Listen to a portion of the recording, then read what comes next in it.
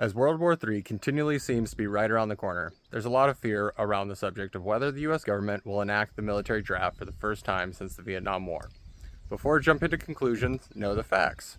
What is the military draft? Who can be drafted? How long can you be drafted for? How is the draft enacted?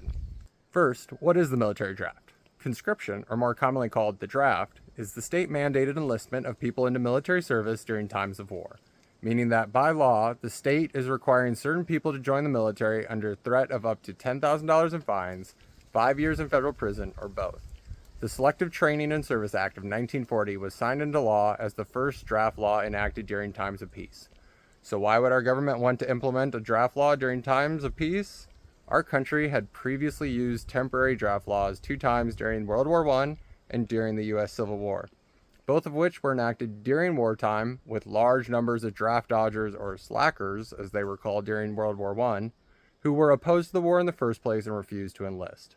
So let's fast forward to January of 1940, where 88% of the nation's citizens strongly opposed entering World War II, or as the government saw it, 88% of citizens are likely draft dodgers.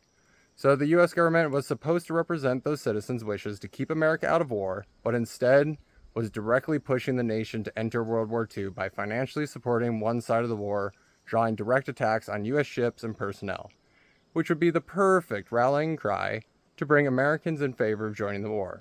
Just like how we entered World War I, and how we would later enter the Vietnam War, then the War on Terror, and how it looks like we're going to be pulled into the next war in Ukraine. So when the people running the government historically want to be a significant part of every major war, wouldn't it make sense to get ahead of the unwilling citizens by forcing them to, by law, to register for the draft at age 18, making it easy to send them to war at a moment's notice and track them down should they refuse? Like the 2 previous wars, the draft laws of World War II expired without further extension from Congress in March of 1947, after over 10 million draftees. Then, only 14 months later, in 1948, Congress passed our next set of draft laws called the Military Selective Service Act, with no expiration and no need for continual extensions by Congress. They now had an endless supply of bodies to throw into continual wars for the next 27 years until Presidential Proclamation 4360 by President Ford in 1975, which temporarily ended the registration requirements while not affecting the Military Selective Service Act itself.